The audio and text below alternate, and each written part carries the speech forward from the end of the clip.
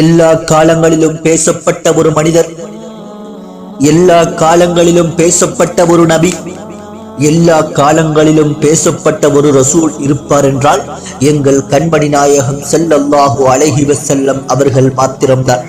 அல்லாஹு தஆலா திருக்குர்ஆனில் சொல்கிறார், வைது அஹதுனா மினன் நபியி, நபிமார்களிடத்தில் நாங்கள் உடன்படிக்கை எடுத்தோம்.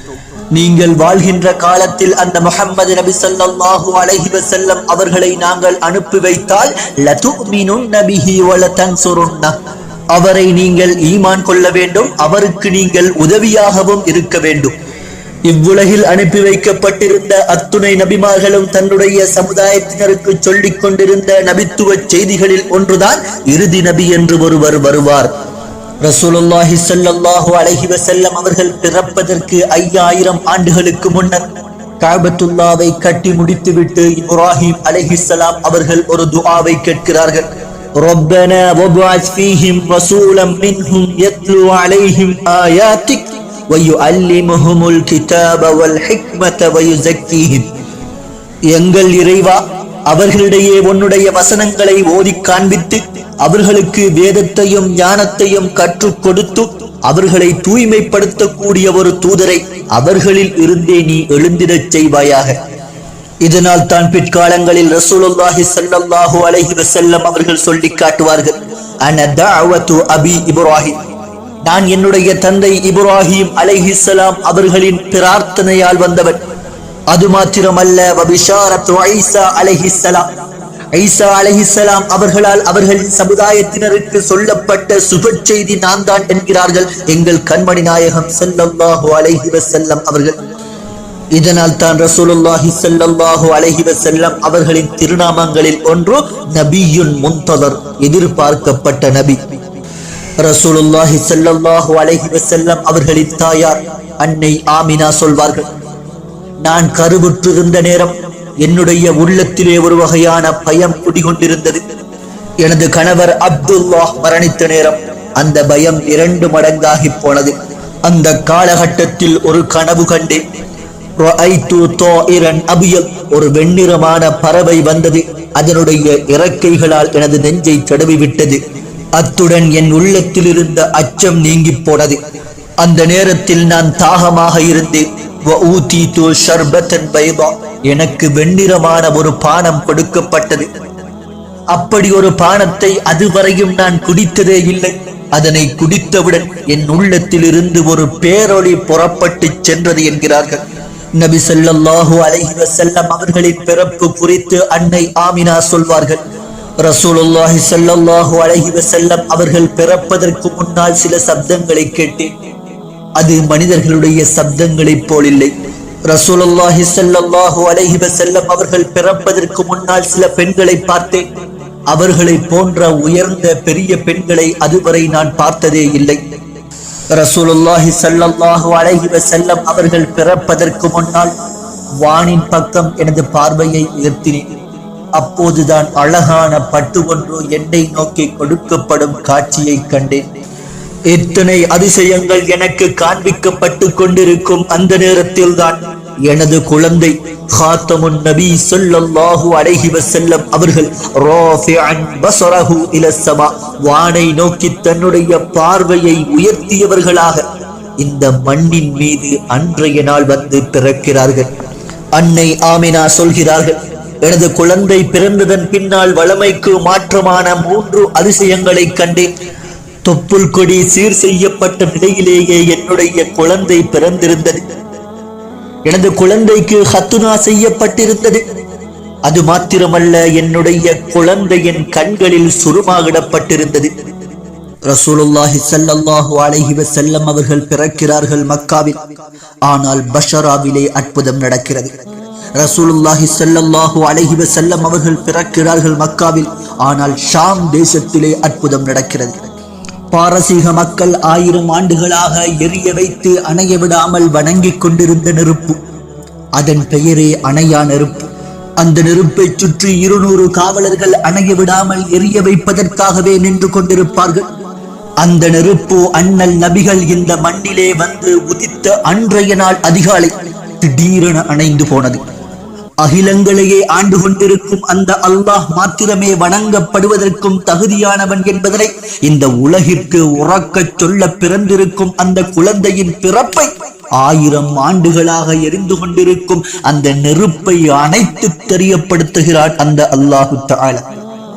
ரசூலுல்லாஹி ஸல்லல்லாஹு அலைஹி வஸல்லம் அவர்கள் இந்த மண்ணிலே வந்து பிறந்த அன்று கிஸ்ரா மன்னனுடைய அரண்மனையிலே தொங்கவிடப்பட்டிருந்த 16 கலசங்கள் திடீரென கலண்டு கீழே விழுந்தன. இதனை கண்டு அதிர்ந்து போன மன்னன் அவையிலே உள்ள வேதங்களை படித்த அறிவாளிகளை அழைத்து காரணம் கேட்கிறார். சொல்கிறார்கள், 430 ஆண்டு காலமாக இந்த உலகையே கட்டி ஆண்டு கொண்டிருக்கும் ரோம் பாரசீகர்களின் ஆட்சி 14வது மன்னரோடு முடிவிற்கு வரப்போகிறது. இந்த ஆட்சியை முடிவிற்கு கொண்டு வரப்போகும் குழந்தை ஒன்று பிறந்து விட்டது. அவர்கள் சொன்னது போன்றே அடுத்த 60 ஆண்டுகளுக்கு பிறகு ரசூலுல்லாஹி ஸல்லல்லாஹு அலைஹி வஸல்லம் அவர்களின் பாசறையில் வளர்க்கப்பட்ட உமர் பின் கத்தாப் ரலியல்லாஹு அன்ஹு அவர்களின் ஆட்சி காலத்தில் 430 ஆண்டுகால அந்த வல்லரசு இஸ்லாமியர்களின் காலடியில் வந்து கவிழ்ந்து கிடந்ததை இந்த உலகம் கண்டது. ரசூலுல்லாஹி ஸல்லல்லாஹு அலைஹி வஸல்லம் அவர்களின் பிறப்பு இந்த உலகையே கட்டி ஆண்டு கொண்டிருந்த அரக்கர்களுக்கான முடிவு என்பதனை அல்லாஹு தஆலா அன்றைய நாள் சூசகமாக நிகழ்த்தி காட்டினார். ரசூலுல்லாஹி ஸல்லல்லாஹு அலைஹி வஸல்லம் அவர்களின் பிறப்பில் நடந்த அதிசயங்கள் ஏராளம். அதிலும் ஒன்றுதான் ولد رسول الله صلى الله عليه وسلم بعد 50 يوما من عام الفيل. காபத்துல்லாவை இடிப்பதற்காக ஆப்ரஹா யானை படையுடன் வந்த நேரம், அவனை எதிர்ப்பதற்கு சக்தியற்ற மக்கத்து அரேபியர்கள் எல்லாம் ஒதுங்கி நின்று வேடிக்கை பார்த்த அந்த நேரம், எங்கிருந்தோ வந்த அந்த அபாபில் பறவை கூட்டத்தை வைத்து இந்த யானை படையையே சிதறடித்து காபத்துல்லாவை அந்த அல்லாஹ் பாதுகாத்த நேரம், மக்கமா நகர் முழுதுமே பரபரப்பு, மக்கமா நகர் முழுதுமே இதே சலசலப்பு. காபத்துல்லாவை அந்த அல்லாஹு தஆலா பாதுகாத்து காபத்துல்லா இறை இல்லம்தான் என்பதனை மீண்டும் ஒருமுறை நிரூபித்து விட்டான் என்று அந்த மக்கத்து மக்கள் எல்லாம் கொண்டாடி தீர்த்து கொண்டிருந்த நேரம், ولد رسول الله صلى الله عليه وسلم بعد 50 يوما من عام الفيل. ஆப்ரஹாவின் படையை சிதறடித்து விட்ட 50வது நாளில் பிறக்க வைக்கிறான் அந்த அல்லாஹு தஆலா தன்னுடைய ஹாத்தமுன் நபியை. அது மாத்திரமல்ல, அவ்வளு மன் வுலித் பஅதல் ஃபீல். அந்த பிரம்மாண்டமான யானை படையை அல்லாஹு தஆலா சிதறடித்ததன் பின்னால் மக்காவிலே பிறந்த முதலாவது குழந்தையே எங்கள் கண்மணி நாயகம் ஸல்லல்லாஹு அலைஹி வஸல்லம் அவர்கள்தான். பிறக்கும் நேரம் அந்த குழந்தை அனாதை. பிற்காலத்தில் அனாதைகளுக்காக குரல் கொடுத்த குழந்தையே அந்த குழந்தைதான். பிறக்கும் நேரம் அந்த குழந்தையின் தாய் விதவை. பிற்காலத்தில் விதவைகளுக்காக குரல் கொடுத்த குழந்தையும் அந்த குழந்தைதான். பிறக்கும் நேரம் அந்த குழந்தை ஏழை. பிற்காலத்தில் ஏழைகளுடனே வாழ்ந்து நாளை கியாமத்துடைய நாளிலும் இந்த ஏழைகளுடனே எழுப்பப்பட வேண்டும் என்று பிரார்த்தனை செய்து கொண்டிருந்த அந்த உத்தம குழந்தையும் அந்த குழந்தைதான். ரசூலுல்லாஹி ஸல்லல்லாஹு அலைஹி வஸல்லம் அவர்கள் பிறப்பதற்கு முன்னர் யகூதி அறிஞர் ஒருவர் மக்கமா நகருக்கு வியாபார நிமித்தமாக அடிக்கடி வந்து செல்வார். ஒருமுறை அவர் மக்கமா நகருக்கு வருகிறார். அங்கே ஓரிடத்தில் கூடியிருந்த குறைஷிகளுக்கு மத்தியில் வந்து நின்று, ஹல் வுலித ஃபீகுமுல் லைலத மௌலூத், இன்றைய நாள் இரவு ஓர் குழந்தை உங்களுக்கு மத்தியில் பிறந்திருக்க வேண்டுமே, அந்த குழந்தை எங்கே பிறந்திருக்கிறது என கேட்கிறார். ஆனால் அங்கு கூடியிருந்த நபர்கள் சொல்கிறார்கள், வல்லாஹி மா நஅலம், அல்லாஹ்வின் மீது சத்தியமாக எங்களுக்கு தெரியாது. இந்த பதிலை கேட்டு ஆச்சரியப்பட்டு போன அந்த யூத அறிஞர் சொல்கிறார், ஏன் இவ்வளவு பொடுபோக்காக இருக்கிறீர்கள்? வுலித ஹாதிஹில் லைலத நபியுன் ஹாதிஹில் உம்மா, இன்றைய நாள் பிறந்திருக்கும் அந்த குழந்தை இருக்கிறதே, இந்த உம்மத்தினுடைய கடைசி நபி. அவர் பிறப்பதற்கான அடையாளமாக சொல்லப்பட்டிருந்த அந்நஜ்முல் அஹ்மர், சிகப்பு நட்சத்திரம் இன்று இரவே தென்பட்டு விட்டது. இந்த மக்கமா நகர் முழுதுமே தேடி பாருங்கள், ஒரு ஆண் குழந்தை பிறந்திருப்பது உறுதி. அங்கே கூடியிருந்த குறைஷியர்கள் சுற்று வட்டாரத்தில் விசாரிக்க ஆரம்பிக்கிறார்கள். அந்த நேரத்தில் தான் குறைஷி குலத்திலே அப்துல் முத்தலிபுடைய பேரராக, அப்துல்லாஹுடைய மகனாக, ஆமினா அம்மையாருடைய வயிற்றிலிருந்து பிறந்திருக்கும் அந்த அழகிய ஆண் குழந்தையை காண்கிறார்கள். அன்றைய நாளிரவு குறைஷி குலத்திலே மாத்திரமல்ல, மக்கமா நகரிலே மாத்திரமல்ல, இந்த உலகிலே பிறந்திருக்கும் ஒரே குழந்தை ஆமினா அம்மையாருடைய மடியிலே உறங்கிக் கொண்டிருக்கும் முஹம்மத் என்ற பெயர் சூட்டப்பட்டுள்ள அந்த ஆண் குழந்தை மாத்திரம்தான். எங்கள் ரசூலுல்லாஹி ஸல்லல்லாஹு அலைஹி வஸல்லம் அவர்கள் இந்த உலகிலே பிறந்த அன்று அவர்கள் மாத்திரமே பிறந்தார்கள். வேறு எந்த ஒரு இடத்திலும் எந்த ஒரு குழந்தையும் அன்றைய நாள் இரவு பிறக்கவே இல்லை என்பதும் வரலாறு தான். அந்த யூத அறிஞருக்கு குறைஷி குலத்திலே இன்ன வீட்டிலே ஒரு குழந்தை பிறந்திருக்கிறது என்கின்ற செய்தி சொல்லப்படுகிறது. அவர் வருகிறார். அந்த யூதரின் கரத்திலே குழந்தை கொடுக்கப்படுகிறது. குழந்தையை வாங்கியவர் புரட்டி முதுகு பக்கமாக பார்க்கிறார். அந்த குழந்தையில் பொறிக்கப்பட்டிருந்த நுபுவத்தின் அழகையும் அந்த அதிசய காட்சியையும் கண்டு வியந்து மயக்கமுற்று விடுகிறார். மயக்கம் தெளிந்த பின் அங்கிருந்தவர்கள் காரணம் கேட்கிறார்கள். அந்த யூத அறிஞர் சொல்கிறார், ذهبت والله النبوة من بني إسرائيل. பனு இஸ்ரவேலர்களின் கரத்தில் இருந்து நுபுவத் பறிக்கப்பட்டு விட்டது. ஃபரிஹ்தும் பிஹா யா மஅஷர குரைஷ். குரைஷிகளே, நீங்கள் நன்மாராயணம் பெற்றுக் கொள்ளுங்கள், உங்களின் பக்கம் நபித்துவம் திரும்பிவிட்டது. ஹஸ்ஸான் இப்னு சாபித் ரலியல்லாஹு அன்ஹு அவர்கள் சொல்கிறார்கள், அன்றைய நாள் நாங்கள் மதீனாவிலே இருந்தோம். மதீனாவின் யூத அறிஞர் ஒருவர் அடிக்கடி சொல்லிக் கொண்டே இருந்தார், இறுதி நபி தோன்றும் காலம் நெருங்கிவிட்டது. அன்றைய நாள் அவர் சொன்னார், தென்பட்டு விட்டது, சிகப்பு நட்சத்திரம் பிறந்து விட்டார் இறுதி நபி. இந்த உலகம் அழியும் வரை இதன் பிறகு அவருடைய ஆட்சி மட்டும்தான். சுப்ஹானல்லாஹ். சஃபா மலைக்கு அருகாமையில் ரசூலுல்லாஹி ஸல்லல்லாஹு அலைஹி வஸல்லம் அவர்களை அன்னை ஆமினா பெற்றெடுத்த அந்த வீட்டில் அன்றைய நாள் 4 பெண்கள் இருந்தார்கள். அன்னை ஆமினாவின் பிரசவத்திலும் ரசூலுல்லாஹி ஸல்லல்லாஹு அலைஹி வஸல்லம் அவர்களின் பிறப்பிலும் அந்த 4 பெண்கள் கலந்து கொண்டார்கள். அந்த பிரசவத்தில் கலந்து கொண்ட 4 பெண்களில் முதலாமவர் அன்னை உம்மு ஐமன் ரலியல்லாஹு அன்ஹா அவர்கள். ரசூலுல்லாஹி ஸல்லல்லாஹு அலைஹி வஸல்லம் அவர்களின் வளர்ப்பு மகனார் ஸைத் பின் ஹாரிஸா ரலியல்லாஹு அன்ஹு அவர்கள் பிற்காலங்களில் இந்த பெண்ணை திருமணம் முடித்தார்கள். ஸைத் பின் ஹாரிஸா ரலியல்லாஹு அன்ஹு அவர்களுக்கும் அன்னை உம்மு ஐமன் ரலியல்லாஹு அன்ஹா ஆகிய இருவருக்கும் கிடைத்த குழந்தைதான் உஸாமா இப்னு ஸைத் ரலியல்லாஹு அன்ஹு அவர்கள். அன்னலார் பிறந்திருக்கும் அந்த வீட்டில் இருந்த 2வது பெண்மணி அன்னை ஷிஃபா. இவர்கள் அப்துர் ரஹ்மான் இப்னு அவுஃப் ரலியல்லாஹு அன்ஹு அவர்களின் தாயார். அந்த வீட்டில் இருந்த 3வது பெண் தான் அன்னை ஃபாத்திமா. இவர் உஸ்மான் இப்னு அபில் ஆஸ் என்கின்ற மிக பெரும் ஒரு சஹாபியின் தாயார்.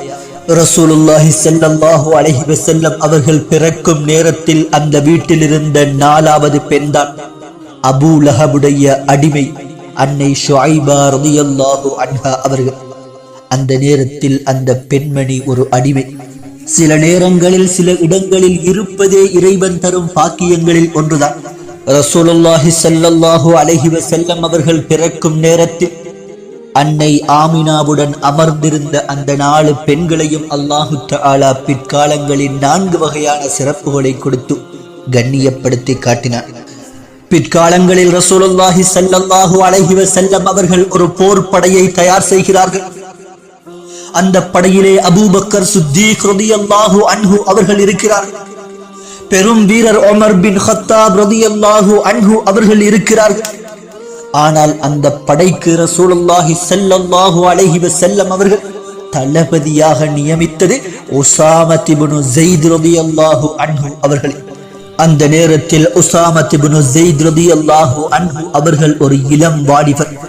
பெரும் பெரும் சஹாபாக்களை கொண்டு நிறைந்திருந்த அந்த போர்படைக்கு ரசூலுல்லாஹி ஸல்லல்லாஹு அலைஹி வஸல்லம் அவர்கள் இந்த உஸாமா இப்னு ஸைத் ரலியல்லாஹு அன்ஹு அவர்களை தளபதியாக நியமித்ததற்கான காரணம் இமாம்கள் எழுதுகிறார்கள். ரசூலுல்லாஹி ஸல்லல்லாஹு அலைஹி வஸல்லம் அவர்கள் பிறந்த வீட்டில் அந்த நேரத்தில் உம்மு ஐமன் ரலியல்லாஹு அன்ஹா அவர்கள் இருந்ததன் காரணத்தினால் தான் பிற்காலத்தில் அல்லாஹு தஆலா உஸாமா இப்னு ஸைத் ரலியல்லாஹு அன்ஹு அவர்களுக்கு அந்த சிறிய வயதில் இவ்வளவு பெரும் படைக்கு தளபதியாக இருக்கும் பாக்கியத்தை அல்லாஹு தஆலா கொடுத்திருந்தார்.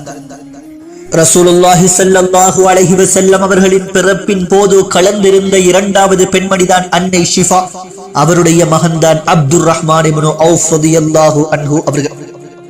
ரசூலுல்லாஹி ஸல்லல்லாஹு அலைஹி வஸல்லம் அவர்களால் சுவனத்தை கொண்டு நற்செய்தி சொல்லப்பட்ட உத்தம சஹாபாக்களில் ஒருவர் இந்த அப்துர் ரஹ்மான் இப்னு அவுஃப் ரலியல்லாஹு அன்ஹு அவர்கள். அது மாத்திரமல்லாமல் இந்த அப்துர் ரஹ்மான் இப்னு அவுஃப் ரலியல்லாஹு அன்ஹு அவர்களை பிற்காலங்களில் அல்லாஹு தஆலா செல்வத்தின் உச்சத்தில் வைத்து கௌரவப்படுத்தி காட்டினார். ஒரு முறை மதீனா நகரில் மதீனாவையே திடுக்கிடச் செய்யும் ஒரு சப்தம் கேட்கிறது. அந்த நேரத்தில் ஆயிஷா ரலியல்லாஹு அன்ஹா அவர்கள் வந்த சப்தம் என்ன என்பதனை அறிந்து வருமாறு ஒருவரை அனுப்பி வைக்கிறார். போய் பார்த்துவிட்டு வந்தவர் சொல்கிறார், அப்துர் ரஹ்மான் இப்னு அவுஃப் ரலியல்லாஹு அன்ஹு அவர்களின் வியாபார பொருட்களை ஏற்றி வந்த ஒட்டகங்கள் மதீனாவிற்குள் நுழைந்த சப்தம்தான் அது.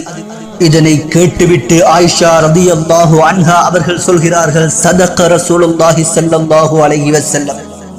ரசூலுல்லாஹி ஸல்லல்லாஹு அலைஹி வஸல்லம் அவர்கள் உண்மை சொல்லிவிட்டார்கள். ஒருமுறை சொன்னார்கள், அப்துர் ரஹ்மான் இப்னு அவுஃப் ரலியல்லாஹு அன்ஹு அவர்களின் வியாபார சரக்கு மதீனாவிலே இறங்கும், மதீனாவே ஒழுங்கும் என்றார்கள். அது இன்று நடந்து கொண்டிருக்கிறது. அது மாத்திரமல்ல, அப்துர் ரஹ்மான் இப்னு அவுஃப் ரலியல்லாஹு அன்ஹு அவர்கள் மரணித்ததன் பின்னால் அவருடைய வீட்டு வாசலின் படி அகற்றப்படுகிறது. அங்கே தங்க கட்டிகள் பாலம் பாலமாக அடுக்கி வைக்கப்பட்டிருப்பதை மக்கள் பார்க்கிறார்கள். இங்கே புதைக்கப்பட்டிருப்பதற்கான காரணங்கள் கேட்கப்படுகிறது. சொல்கிறார்கள், அப்துர் ரஹ்மான் இப்னு அவுஃப் ரலியல்லாஹு அன்ஹு அவர்களால் ஜகாத் சதகாக்களை கொடுத்து கொடுத்து இதற்கு மேல் வாங்குவதற்கு யாருமே இல்லை என்ற கட்டத்தில் செய்வதறியாது புதைக்கப்பட்ட தங்க கட்டிகள் தான் அது. இப்படி செல்வ செழிப்பின் உச்சத்தில் வைத்து இறைவனால் கண்ணியப்படுத்தப்பட்ட அப்துர் ரஹ்மான் இப்னு அவுஃப் ரலியல்லாஹு அன்ஹு அவர்களின் தாயார் தான் ரசூலுல்லாஹி ஸல்லல்லாஹு அலைஹி வஸல்லம் அவர்கள் பிறக்கும் நேரத்தில் அந்த வீட்டில் இருந்த இரண்டாவது பெண் அன்னை ஷிஃபா. அன்னலார் பிறக்கும் நேரத்தில் அந்த வீட்டில் இருந்த மூன்றாவது பெண் தான் அன்னை ஃபாத்திமா. அவருடைய மகன்தான் உஸ்மான் இப்னு அபில் ஆஸ் ரலியல்லாஹு அன்ஹு அவர்கள். இந்த சஹாபியை அல்லாஹு தஆலா பிற்காலங்களில் அனைவரும் திரும்பி பார்க்கும் தேடி வரும் இடத்தில் வைத்திருந்தார். கல்வியின் கடலாக மாற்றி காட்டினான் அல்லாஹு தஆலா இந்த சஹாபியை. மார்க்க விடயங்களில் என்ன சந்தேகம் என்றாலும், அது என்ன துறை சார்ந்த சந்தேகங்கள் என்றாலும் பொதுமக்கள் மாத்திரமல்ல சஹாபாக்களும் தேடி வருவார்கள் இந்த உஸ்மான் இப்னு அபில் ஆஸ் ரலியல்லாஹு அன்ஹு அவர்களை. கல்வி ஞானங்களை அள்ளி சொரிந்து அனைவரும் தேடி வரும் இடத்தில் இந்த அபில் ஆசை அல்லாஹு தஆலா வைத்திருந்ததற்கான காரணம் அன்னலால் பிறந்த வீட்டில் அவருடைய அன்னை ஃபாத்திமா இருந்ததுதான். அந்த வீட்டில் இருந்த நான்காவது பெண்மணிதான் அன்னை ஷுஐபா, அபூ லஹபுடைய அடிமை. அடிமை என்றால் அவர்கள் நினைத்தது போன்று நடமாட முடியாது, அவர்கள் விரும்பியது போன்று ஆடை அணிய முடியாது. எஜமான்களின் கட்டளைகளை செய்து கொண்டோ கிடைப்பதை உண்டு கொண்டோ தனது ஆசைகளை மறந்து நடைபிணங்களாக உலாவி வரும் வாழ்க்கைதான் இந்த அடிமை வாழ்க்கை. பல வருடங்களாக சிக்கி தவித்துக் கொண்டிருந்த இந்த அடிமை வாழ்க்கையின் கெடுபிடியிலிருந்து அன்னை ஷுஐபா ரலியல்லாஹு அன்ஹா அவர்களுக்கு ரசூலுல்லாஹி ஸல்லல்லாஹு அலைஹி வஸல்லம் அவர்கள் பிறந்த அன்றே விடுதலையை கொடுக்கிறான். அபூ லஹபுடைய மனதை மாற்றி அந்த அல்லாஹு தஆலா கஅபத்துல்லாவை கட்டிவிட்டு இப்ராஹிம் அலைஹிஸ்ஸலாம் அவர்களும் அவர்களது மகன் இஸ்மாயில் அலைஹிஸ்ஸலாம் அவர்களும் அங்கே என்ன என்ன வணக்க வழிபாடுகளை செய்து காட்டினார்களோ காண்பித்தார்களோ அதே வணக்க வழிபாடுகளை அவர்களை பின்தொடர்ந்த மக்களும் செய்து கொண்டே இருந்தார்கள். அந்த நடைமுறைகள் தொடர்ந்து கொண்டிருந்த 200-300 ஆண்டுகளுக்கு பிறகு மக்காவிலிருந்து ஒருவன் சிரியாவிற்கு வருகிறான். அங்குள்ள மக்கள் அழகழகான சிலைகளை செய்து வைத்து அதற்கு முன்னால் வணக்க வழிபாடுகளை செய்து கொண்டிருப்பதை பார்க்கிறார். அங்கே வணங்கப்படுகின்ற சிலைகள் ஏதோ ஒரு வகையில் இவனுக்கு ஈர்ப்பை ஏற்படுத்தி விடுகிறது. சிரியாவிலிருந்து திரும்பி வரும் நேரம் அங்கிருக்கும் சிலைகளில் ஒன்றை வாங்கி வந்து கஅபத்துல்லாவிற்கு முன்னால் வைத்து விடுகிறார். அன்றிலிருந்து ஆரம்பமாகிறது கஅபத்துல்லாவிற்கு உள்ளேயும் சிலை வணக்கம்.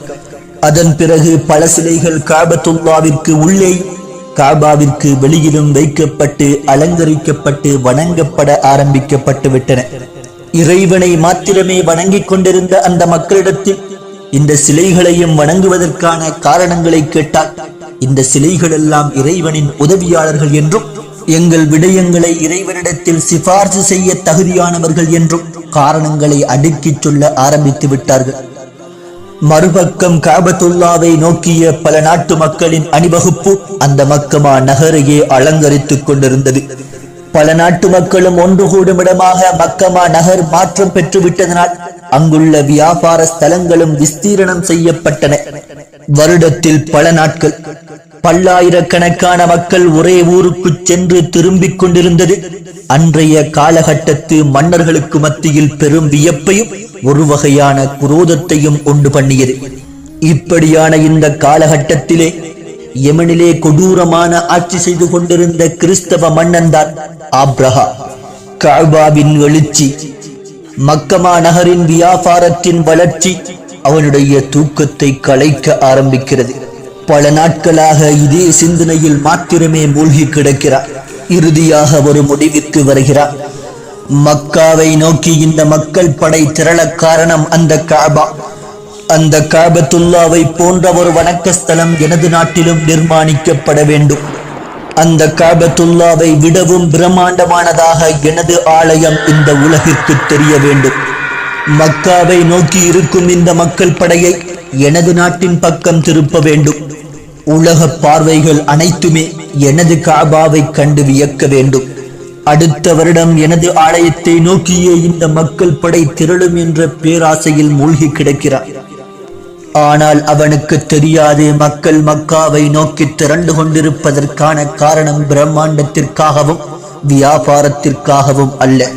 இஸ்லாமிய சாம்ராஜ்யத்தை தனக்குள் பொதிந்தும் நபிமார்களின் கரங்களை கொண்டு கட்டப்பட்டு எழுந்தும் அந்த இறைவனின் ஒட்டுமொத்த அருள்களையும் ஒரே நேரத்தில் பொழிந்தும் கொண்டிருக்கும் இந்த காபாவிற்கு நிகராக ஒரு ஆப்ரஹா அல்ல, 1000 ஆப்ரஹாக்கள் இணைந்து ஒரு கட்டிடத்தை கட்டினாலும் இந்த காபாவிற்கு நிகரான ஒன்றை இந்த உலகிலே அமைத்து விட முடியாது என்பதனை அன்றைய நாள் அந்த ஆப்ரஹா அறிந்திருக்கவில்லை.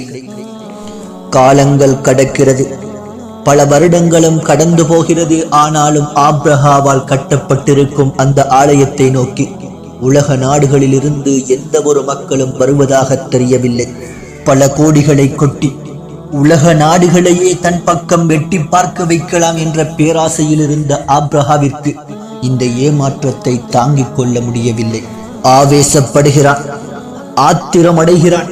கஅபாவின் மீதான வெறுப்பு ஆப்ரஹாவிற்கு பன்மடங்காகி போகிறது.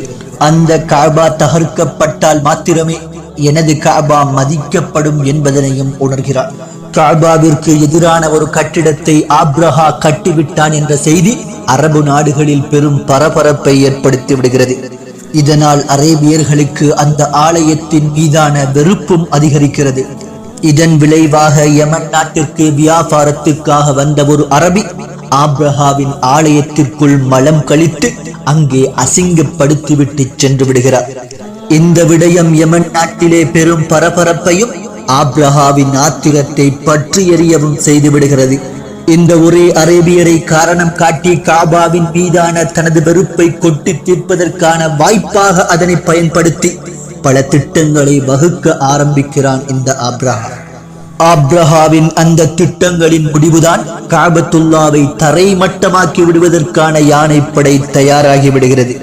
யமன் நாட்டிலிருந்து காபத்துல்லாவை நோக்கி ஆப்ரஹாவின் பெரும் யானைப்படை வந்து கொண்டிருக்கிறது என்கின்ற செய்தி அரேபியர்களுக்கு மத்தியில் பெரும் அச்சத்தை ஏற்படுத்தி விடுகிறது.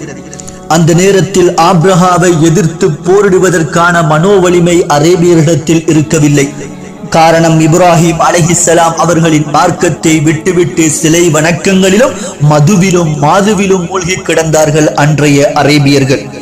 அது மட்டுமல்லாமல் அதுவரை ஆடு, ஒட்டகம், குதிரைகளை மாத்திரமே பார்த்து வளர்ந்திருந்த அந்த அரேபியர்களுக்கு யானை படை என்பது புதிதாகவும் பயங்கரமானதாகவும் தெரிந்து அவர்களின் உள்ளங்களில் ஒரு வகையான நடுக்கத்தை ஏற்படுத்தி விடுகிறது. ஆப்ரஹாவை எதிர்க்க தைரியம் இல்லாமல் மலைகளின் உச்சிகளில் ஏறி நடப்பதை வேடிக்கை பார்க்கலாம் என்ற முடிவிற்கு வந்து விடுகிறார்கள். ஆப்ரஹாவின் யானைப்படை மக்காவை அண்டியுள்ள பிரதேசத்திற்குள் நுழைந்தவுடன் பாலைவனங்களிலே மேய்ந்து கொண்டிருந்த 200 ஒட்டகங்களை கைப்பற்றி அவர்களின் உணவு தேவைக்காக வைத்துக் கொள்கிறார்கள். அந்த நேரத்தில் காபத்துல்லாவின் ஒட்டுமொத்த பொறுப்புகளின் தலைவராக இருக்கிறார் ரசூலுல்லாஹி ஸல்லல்லாஹு அலைஹி வஸல்லம் அவர்களின் பாட்டனார் அப்துல் முத்தலிப். காபத்துல்லாவை இடித்து தரைமட்டமாக்கிவிடும் நோக்கில் வந்திருக்கும் ஆப்ரஹாவின் யானைப்படை இன்ன இடத்தில் தங்கி இருக்கிறது என்கின்ற செய்தி அப்துல் முத்தலிபிற்கு சொல்லப்பட்டவுடன் வருகிறார் ஆப்ரஹாவை சந்திப்பதற்காக. அனுமதி கிடைத்தவுடன் ஆப்ரஹாவிற்கு முன்னால் அப்துல் முத்தலிப் வந்து நிற்கிறார். யார் இவர் என்று ஆப்ரஹா கேட்கிறான். நாம் இடிக்க வந்திருக்கும் காபத்துல்லாவின் தலைவர் என்று அவனுக்கு அறிமுகம் செய்யப்படுகிறது. தன்னிடத்தில் சமாதானம் பேசுவதற்காகவோ காபத்துல்லாவை இடிக்க வேண்டாம் என்று அழுது மன்றாடுவதற்காகவோ இந்த அப்துல் முத்தலிப் வந்திருக்கிறார் என்று அன்றைய நாள் அந்த ஆப்ரஹா நினைக்கிறான். கேட்கிறான், எதற்காக நீர் வந்திருக்கிறீர்? அப்துல் முத்தலிப் சொல்கிறார், உங்களுடைய படையினர் கைப்பற்றி வைத்திருக்கும் 200 ஒட்டகங்களும் என்னுடையது. அதனை கைப்பற்றி செல்வதற்காக வந்திருக்கிறேன். இந்த பதில் ஆப்ரஹாவை மாத்திரமல்ல, அங்கிருந்த படையினர் அனைவரையுமே ஆச்சரியப்பட வைக்கிறது. ஆப்ரஹா வியப்புடன் அப்துல் முத்தலிபை பார்த்து கேட்கிறார், உங்களுடைய பூர்வீக சொத்தான இந்த காபத்துல்லாவை இடித்து தரைமட்டமாக்கும் நோக்கில் படையுடன் நான் வந்திருக்கிறேன். காபத்துல்லாவின் தலைவர் நீர். காபாவை பற்றி ஒரு வார்த்தையேனும் பேசாமல் உம்முடைய ஒட்டகங்களை பற்றி மாத்திரமே பேசிக் கொண்டிருக்கிறீரே. காரணம் கேட்ட ஆப்ரஹாவை பார்த்து அப்துல் முத்தலிப் சொல்கிறார், இந்த ஒட்டகங்களின் காவலன் நான். இதனை பாதுகாப்பது மாத்திரம்தான் என்னுடைய கடமை. அந்த காபத்துல்லாவின் பாதுகாவலன் அந்த அல்லாஹ். அதனை அவன் பாதுகாப்பான். அவருடைய ஒட்டகங்கள் விடுவிக்கப்படுகிறது. அந்த ஒட்டகங்களை அழைத்துக் கொண்டு அப்துல் முத்தலிப் சென்று விடுகிறார். இந்த யானை படைகளை பார்த்த பின்னும் தனக்கு முன்னால் அப்துல் முத்தலிப் வந்து நின்று சொன்ன வார்த்தைகள் சாதாரணமானது அல்ல என்பதனை அன்று ஆப்ரஹா அறிந்திருக்கவில்லை. ஆணவத்துடனும் பெரும் ஆறாவாரத்துடனும் ஆப்ரஹாவின் அந்த யானைப்படை மக்கமா நகருக்குள் நுழைந்து விடுகிறது. தடுப்பதற்கு யாரும் இல்லை, எதிர்ப்பதற்கு எவரும் இல்லை. இடிப்பது மாத்திரம்தான் எமது வேலை என்று அன்றைய நாள் காபத்துல்லாவிற்கு முன்னால் அந்த யானை படை நின்று கொண்டிருக்கும் நேரம்தான் அப்துல் முத்தலிபுடைய வார்த்தைகளின் யதார்த்தங்கள் ஆரம்பமாகிறது. காபாவின் காவலன் ஆரம்பிக்கிறான் தன்னுடைய ஆட்டத்தை. அச்சுறுத்தி அடியெடுத்து வைத்து வந்து கொண்டிருந்த யானைகள் அசையாமல் அதே இடத்தில் நின்று விடுகின்றன. ஆப்ரஹாவின் படை வீரர்கள் வாட்களால் வெட்டியும் ஈட்டிகளால் குத்தியும் யானைகளை நகர வைக்க முற்படுகிறார்கள். நடக்கவிருக்கும் பயங்கரம் ஆப்ரஹாவிற்கு தெரியாமல் இருக்கலாம், ஆனால் அந்த யானைகளுக்கு தெரிந்துவிட்டது. நடந்து கொண்டிருக்கும் வினோதங்களை மக்காவாசிகள் மலைகளின் உச்சியில் நின்று வேடிக்கை பார்த்து கொண்டிருக்க, நகர மறுக்கும் யானைகளுடன் ஆப்ரஹாவின் படை வீரர்கள் மல்லு கட்டி கொண்டிருக்க வருகிறது அல்லாஹு தஆலாவின் படை. அபாபில் என்கின்ற பறவை கூட்டம் சொண்டுகளிலும் தனது 2 கால்களிலும் சுடப்பட்ட 3 கற்களை சுமந்தவாறு காபத்துல்லாவை சுற்றி வலம் வந்து கொண்டிருக்கிறது. யானை படை வீரர்களின் பார்வைகள் அந்த பறவைகளின் பக்கம், மலைகளின் உச்சியில் நின்ற மக்களின் பார்வை அந்த பறவைகளின் பக்கம். பறவைகள் சுமந்து வந்த அந்த சிறிய கற்கள் யானைகளின் தலைகளின் மேல் போடப்படுகின்றன. வரலாற்று ஆசிரியர்கள் சொல்கிறார்கள், யானைகளின் தலைகளின் மேல் போடப்பட்ட அந்த கற்கள் யானைகளின் வயிற்றுக்குள் சென்று குடல்களை அலசி பிழிந்துவிட்டு வெளியே வந்து விழுந்தன. சப்பி துப்பப்பட்ட வைக்கல்களைப் போல் அந்த யானை படை சரிந்து கிடந்தன.